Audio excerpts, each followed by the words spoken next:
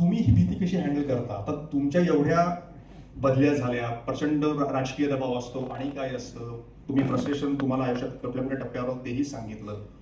आम्ही अधिकाऱ्यांसोबत काही काही घडलेल्या घटनाही सगळ्यांनी लोकांनी पाहिल्या. तर माणूस म्हणून तुम्ही ज्याचा उल्लेख केला, तुम्हाला नाही कधी भीती वाटत? आणि जर आली तर तुम्ही ती कशी हँडल करता? असं कधी घडलंय की आता असं वाटलं की यार आता हादरलोय मुळात ना, आता काहीतरी वेगळं घडतंय? असं काही घडलं? भीती कशाची वाटावी सर, तो कशाची वाटते? एक माणूस करतो विषय दोन गोष्टी मला जे वाटतं, म्हणजे माझं जेवढं आकलन आहे त्याच्यानुसार.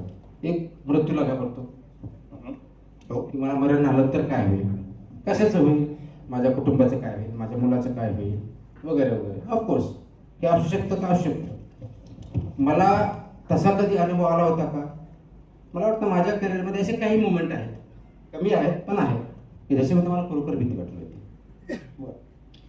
आपण हा विषय सांगितला म्हणून एक इन्सिडेंट जो झालेला आहे तो सांगतो.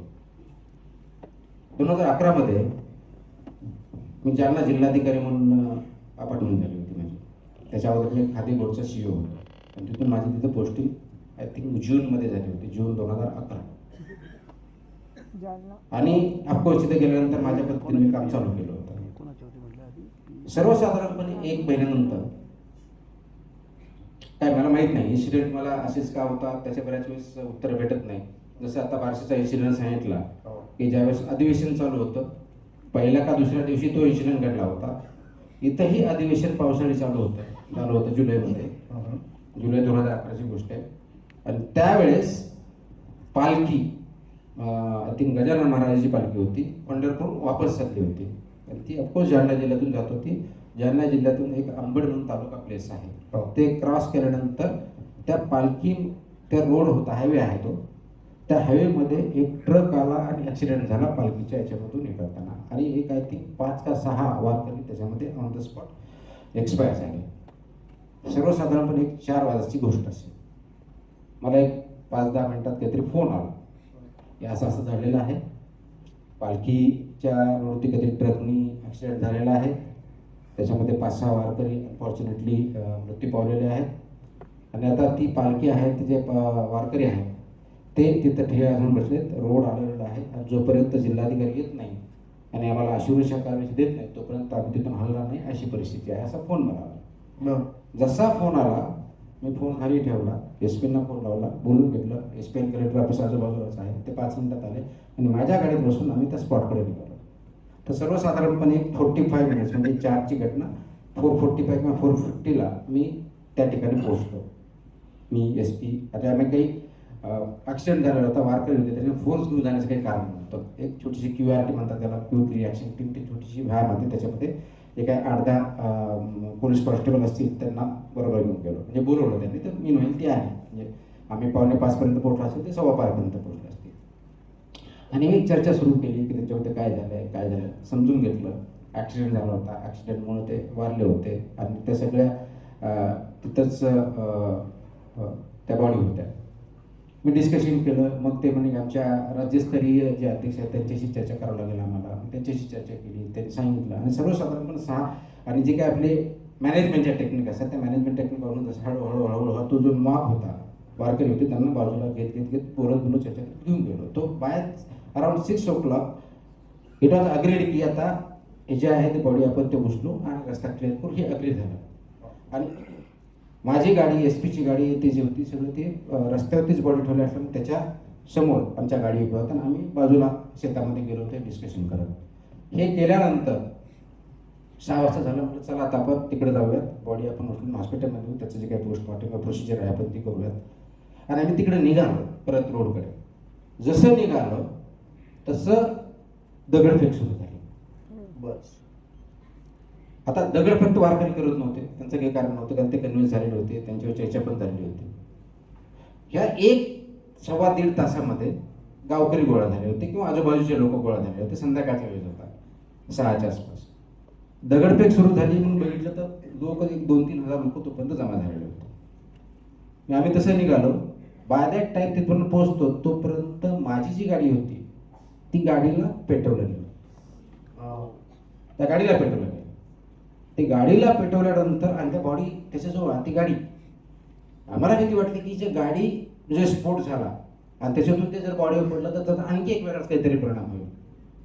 म्हणून ते विझवण्यासाठी आम्ही प्रयत्न करायला गेलो. बाय दॅट टाइम ती जी व्हॅन होती आणि त्याच्यामध्ये त्यालाही जाळ लावला, म्हणजे त्यालाही आग लावली.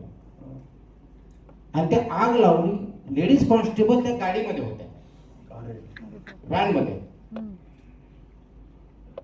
म्हणजे माझी गाडी त्याला आग लावली, पोलीस व्हॅन होती त्याच्यामध्ये लेडी कॉन्स्टेबल त्याला आग लावली, माझा ड्रायव्हर होता आणि आम्ही होतो. तर आम्ही तिथं जाऊन प्रयत्न केला. काही बाकीचे 1-2 लोकांनी, आमचे जे होते 8-10 लोक गेले आणि ते लेडी कॉन्स्टेबल पहिले बाजूला काढले. आणि माझा ड्रायव्हर चालला होता की ते गाडी उजवलं, मग गाडी उजवून गाडी जाऊ दे, गाडीला बाजूला घेतलं आणि बाजूला राहिलो. पण भीती अजून तीच होती की काय करायचं, म्हणून बघितलं तर मग वाढत होता. आता जिकडून दगड येत होते, दगडफेक होत होती, तर तिथं काही माणसं ठेवले त्याच्यामुळे ते काही होणार नाही, बॉडी थोड्या दूर आहे तेवढ्या या दृष्टीने ते विझवण्याचा प्रयत्न केला. थोड्या वेळाने ते विझवण्याचा प्रयत्न करून ते काही पूर्ण थांबलं नाही. पण जिकडून दगडफेक होत होती आणि माझ्या लक्षात की दगडफेक वाढत गेली तर आपल्याला ह्या बॉडी सुद्धा प्रोटेक्ट करता येणार नाही. मग लेडी कॉन्स्टेबल बाहेर काढून त्या तर वाचल्या होत्या.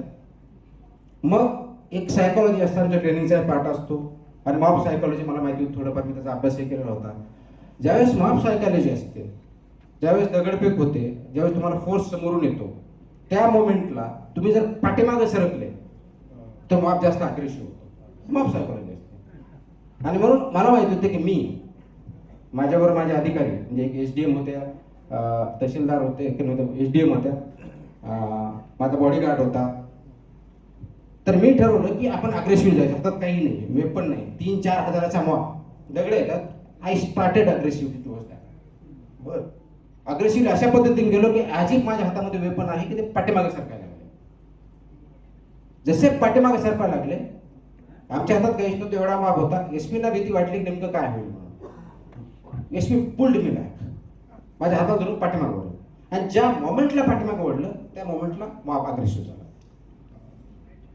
तुमच्याकडे फोर्स नाही, 3-4 हजाराचा मॉब, या समोर बाजूला बॉडी पडल्यात, गाडी जळतात आणि हा 15-21 मिनिटं खेळ चालला. बाय दॅट टाइम 5-1 हजाराचा मॉब जमा झाला आणि ऑलमोस्ट आम्ही घेरावात पडलो. ऑलमोस्ट म्हणजे फक्त थोडासा रोडच्या बाजूला एक हॉटेल होतं, त्याच बाजूला होतं. म्हणून आम्ही ठरवलं की तो जो रोड होता त्याच्यावरती जायचं, बॉडी इकडे होती तर पलीकडे जायचं, म्हणजे माप तिकडे, म्हणजे बॉडी आहे ते बाजूला राहील. अशा दृष्टीने आम्ही पाठीमागे सरकलो, त्या हॉटेलपर्यंत गेलो. पण तो घेराव ऑलमोस्ट मध्ये यायची परिस्थिती आली. मध्ये इकडं पडलं की इकडचं माप यायचं, इकडच्या बाजूला गेलं की इकडचा माप यायचा आणि आम्ही घेरावात येतो. त्या मोमेंटला मला 100% वाटलं, जाणवलं, अगदी 100% जाणवलं. या मोमेंटला जर आपण ऍक्शन घेतली नाही तर आपण जिवंत राहू शकत नाही, कुणीही जिवंत राहू शकत नाही. 5 हजाराचा माप चारी बाजूने होतं. त्यावेळेस ही भीती वाटली नाही. भीती कधी वाटली सांग? दिस वॉज जून 2011. 2011 आहे, येस, जुलै, म्हणजे तो आय थिंक जुलै, 26 जुलैच्या आसपास ही घटना असेल, मला आठवत आहे.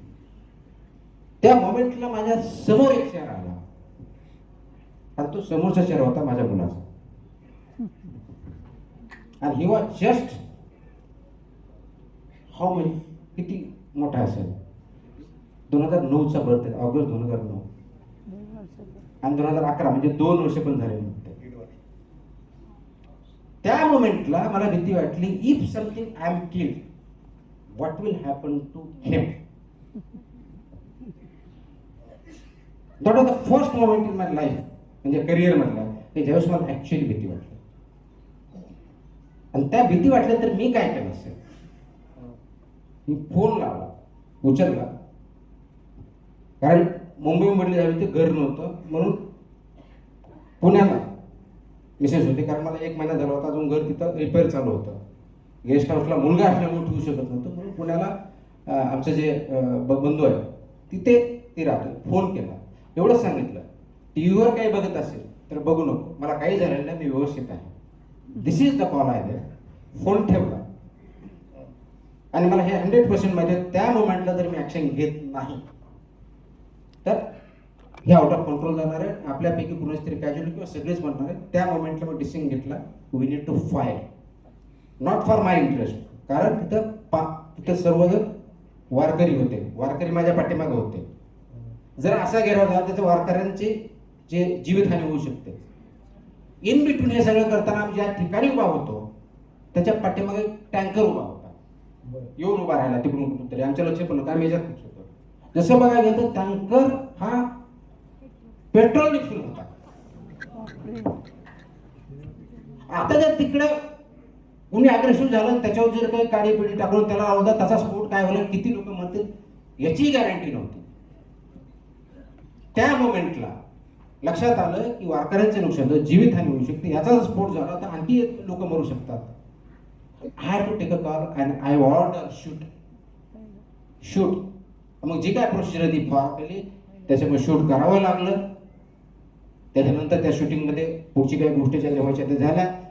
मॉबवरती पुढच्या 10 मिनिटामध्ये मॉब शांत निघून गेला. नॉर्मलाइज झालं, त्या गाड्या शांत करून करावं लागल्या. गाड्या जळून गेल्याच होत्या, पण ते बॉडीमध्ये त्याच्यानंतर लिफ्ट करून आम्ही हॉस्पिटलला नेल्या. हे सगळं करत असताना जी भीती वाटली, एक तर मुलाची वाटली आणि दुसरी जी भीती वाटली की तिथले जे वारकरी आहेत जे पंढरपूरहून येतात, वारकरी जातात. ऑलरेडी 6 का काहीतरी डेथ झाले होते, आणखी काही डेथ झाले तर नेमकं काय उत्तर देणार कुणाला?